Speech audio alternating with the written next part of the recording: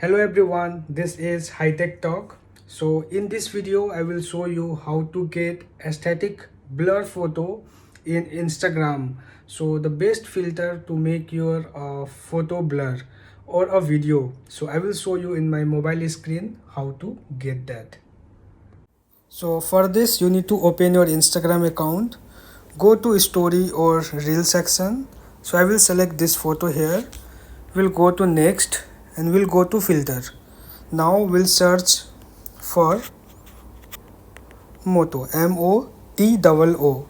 So here is a first filter that you need to use it. Here you can see I have used.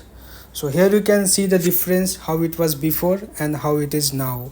So you can use this filter. So I hope you will find this video useful. Thank you.